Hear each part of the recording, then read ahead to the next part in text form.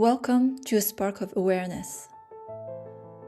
We live in a time where we are constantly being stimulated, prompted by systems, by algorithms, by AI. But when we outsource our answers, we slowly give away our authority, our inner voice, our self-mastery. Conscious leadership has no shortcut, no hack, and it can only begin from within. It is the courage to stop escaping and to sit with what's alive and present inside, even when it's very uncomfortable, but that's where growth is. And this podcast is a space for that. This podcast is an evolution. And every week, I will share a 15-minute human prompt, live, non-performative. It is a moment of reflection drawn from my work in conscious leadership, from the journeys of the leaders I coach and accompany, and from what is moving in a collective film of what is humanity and leadership. I am Sophie, a conscious leadership coach and guide of transformation. I support leaders who are crossing the threshold right now from the old system of leadership, a legacy, into a deeper, more conscious way of being. If the traditional model no longer resonates, know that you are not alone, and that is your weekly practice. This is your time with your inner world. This is your weekly spark of awareness. Welcome.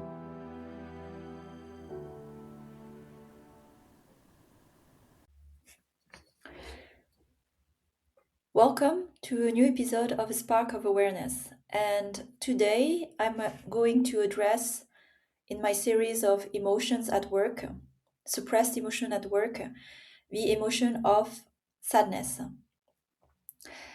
It's interesting because sadness is not an emotion that we acknowledge so much at work.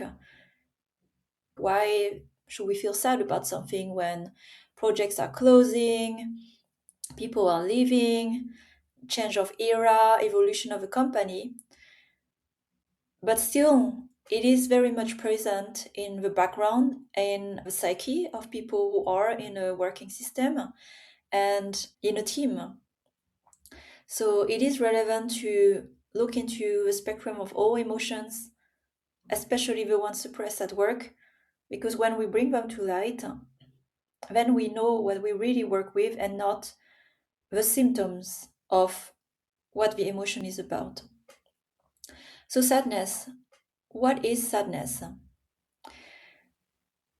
Some people associate sadness with crying.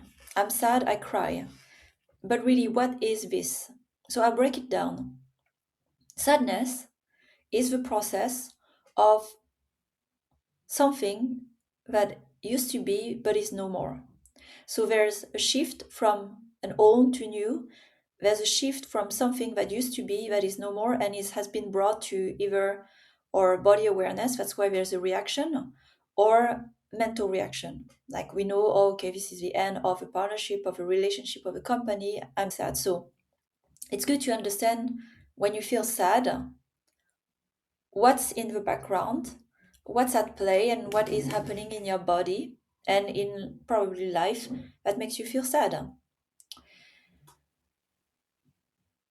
There are so many situations where we have good reasons to be sad, especially these days, technology, gaming, creative.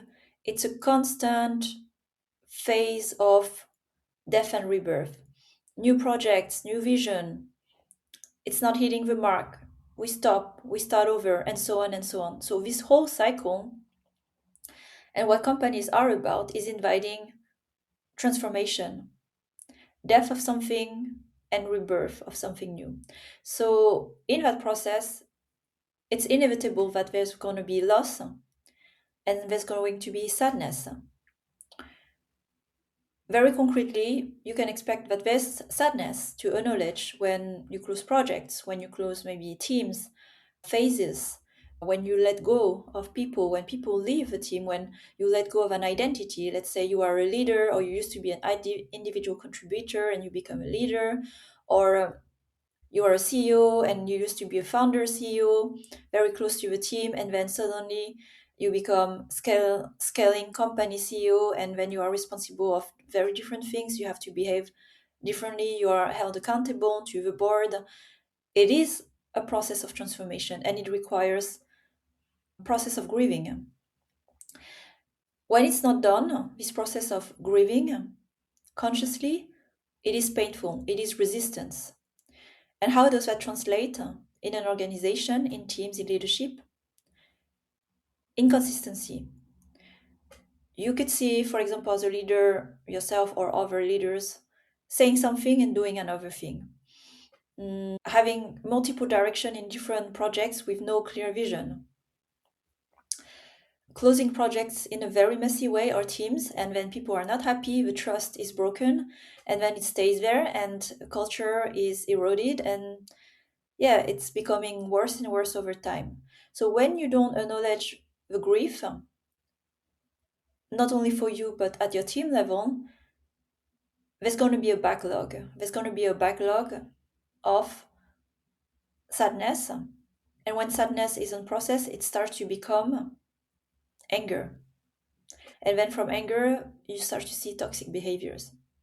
So it's very important and core to address sadness at the root before it becomes toxic. So before we get into how you work with sadness, it's good first to have awareness. I'm going to share a personal story that happened actually quite recently, because in my work now I work with a lot of transformation, my own first of all, but I work with clients in business, leadership, tech, women, founders, leaders, constant transformation. It's, like I said, inevitable to work with a process of grief and sadness. And I had deep grieving, I would say, the past month, although I have felt it very strongly the past weeks, but it's been a process. That's why it's not just a one-off, you feel sad and then you move on. It's a process. And you as a leader, it's important to learn how to be comfortable with those uncomfortable feelings. When you try to run away, you deny it, you start to have inconsistent behavior. So to live in integrity and congruence, you need to sit with the feelings and face what's true for you. So for me, my process of grieving has been shifting from tech and being a tech executive to transformative spaces, organizing retreats for transformation for women. In my individual coaching, I coach founders, entrepreneurs, CEOs, leaders, not only women, who are in a process of transformation. Oh, I didn't know that a year ago, where I thought I'm accompanying leaders in elevating their leadership.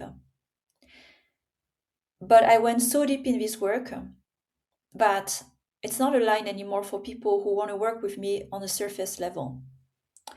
For example, clients who come to me who want to just fix a business problem, and we will fix that business problem, which I call the symptom of what actually is the root cause of a problem. It's the inner world of a leader, where they have conflicts, where they are not aligned, where their heart goes in a direction, their mind goes in the other direction. They try to people please, and then so they have inconsistent behaviors and all that. So I work directly straight to the source, to the root cause. And it's very deep work, and it's transformative, and it's going to make people uncomfortable. It's the deep inner work, there's no way back, but it's what changes life completely. And I realized there are people who just want to fix the symptoms. They just want to fix the business symptoms. They don't want to look inward. They don't want to ask themselves an uncomfortable question. But in my own transformation and evolution, there's no other place I can be but there. And so what I had to let go, and I'm letting go these days, is misaligned clients. It's very uncomfortable because, yes, it could be a good source of revenues. It's easy, but it's misaligned with my truth, and it's misaligned to the integrity of my work, where I come here to really solve deeper problems for my clients, big problems for big solution.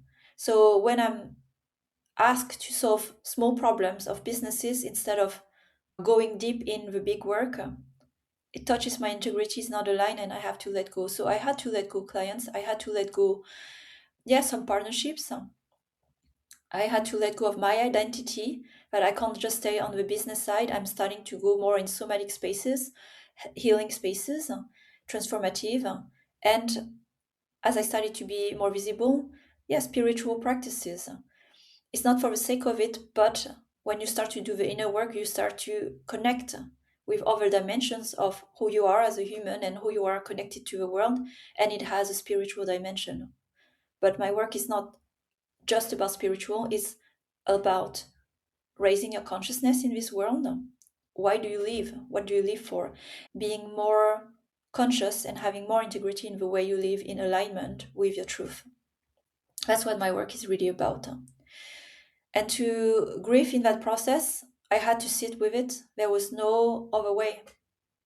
I wanted to run away, I wanted to leave, but at some point I just acknowledged I was really sad. I cried a lot. And I sat with older version of myself who are sad, who are no longer me now, and metabolize it to transform it into creation. And so I'm integrating it layer by layer to accept the path I'm on, and also acknowledge and be thankful for all the people who have journeyed with me so far. And when we're not aligned, we are in a different phase, going in a different path. No hard feelings. And I'm going to make space for aligned clients. So when you make space, there's going to be an uncomfortable void. We hate it. We hate the silence. We hate sitting with uncertainty, like nothing going on. I know I'm a doer, and when I'm sitting, it's panic. But that's exactly the space after grieving where you need to sit in, so you welcome new things. Align clients, align partners, new vision, something more aligned. But for that to happen, you need first to create space and to grieve, let go, burn what is no longer aligned. So, what are the practices when you feel sadness is coming to you? First of all, like with any emotions, it's awareness. Where does it feel in the body when you're sad? The very obvious sign, late stage of sadness, is when you cry. But many people don't cry. Many people don't allow themselves to cry. So the signs in your body when you're sad, there's a contraction in the heart space that you will feel. And usually people confuse the contraction in the heart with anger. So they feel contraction instead of feeling the sadness, being with sadness. Very quickly they will go to the feeling of anger. But it's both connected. So when you feel a contraction in your heart and you feel like, oh, this is really uncomfortable, this is the invitation to be with it. What makes me feel sad? What is the part of me that is wounded? What is the part of me that is sad? What are my hopes? What were my attachment? What were the things I was holding on to that I need to let go?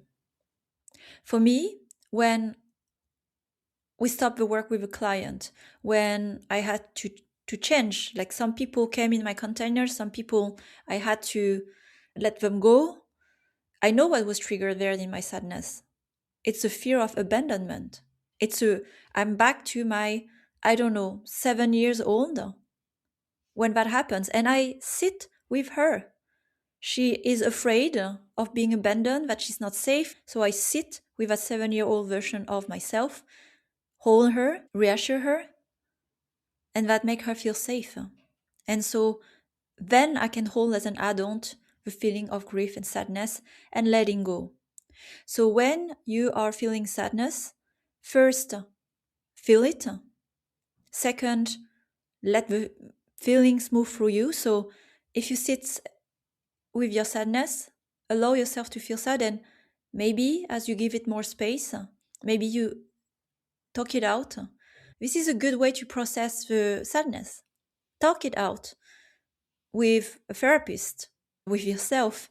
And as you talk, I'm pretty sure the tears will come up. And when they do, don't hold them. Let yourself cry. Be sad. So, reflection questions for you. Look at maybe the past weeks, or what's this week even. What is happening in your life that is changing, that you feel is no more? What needs to be let go? What needs to transform? Examine this. Spend some time. Is this a part of you? Is this the story you tell yourself? Is this your identity? Is this a project that is no longer aligned? It's time to close. Is this people you are not aligned with? It's time to close, because all of that are baggages for your evolution, for your growth, for your own transformation. As long as you carry what I call dead weight, it's like it's not alive in you anymore. What do you need to let go? And this is spring cleaning. So it's a constant practice. I close things every week. I look at what's going on in my life, and what is no longer aligned, I just let go naturally. I don't even need to say anything. I just stop pulling it, forcing it, and it just goes away naturally, dissolved. And the second practice you can do is, what ritual can you do once you have let go? Once you close something, it's one thing to be sad, but how can you celebrate? Be grateful. Practice gratitude, because there's a reason why we used to have rituals and we have lost that in modern society.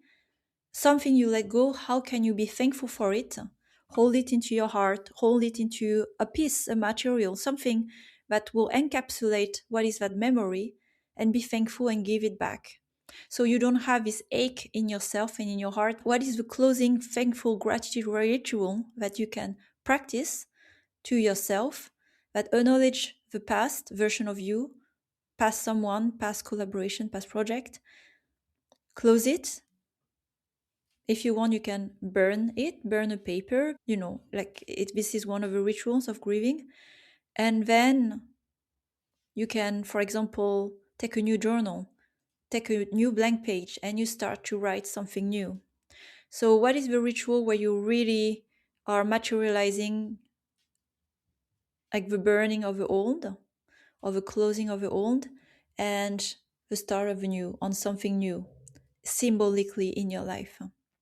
For me, I work with journals. So I start new notebooks, I start new pages, and I close the loops. So I close the loop always with thank you. And energetically, for me, I don't think about it anymore. So I always close the loop with the people, with the project, with thank you and gratitude. So this episode on sadness was a little longer than usual, because this is such a big emotion that we don't acknowledge at work, but it's so present in by design in how we work, even how we do like project creation, that it's so important to integrate it and ritualize it. So as you're reflecting on those and practice your sadness, your grieving ritual, we're going to do a short meditation to close this practice today. I'm inviting you to close your eyes and integrate the learning. So connect to your breathing, inhaling through the nose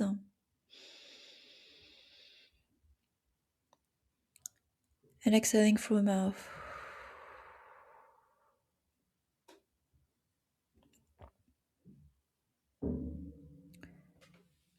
And I'm inviting you to place your hands on your heart space, your dominant hand on the heart and the other hand on the top of the other hand.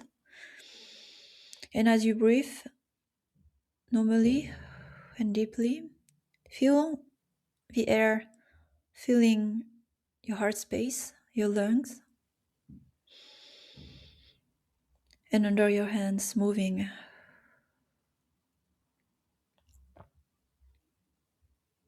And just feel what's in your heart right now. Connect with it. Is there something moving? Is there something aching? Is there something calling for your attention?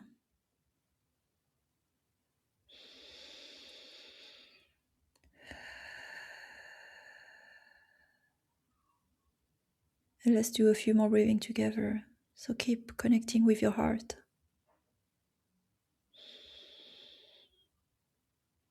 And feel the breathing.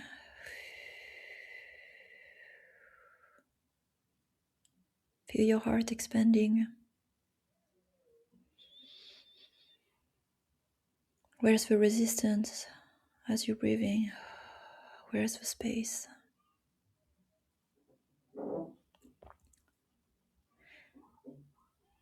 And one last breathing together. Deep inhale through the nose. And exhale through the mouth and making sounds.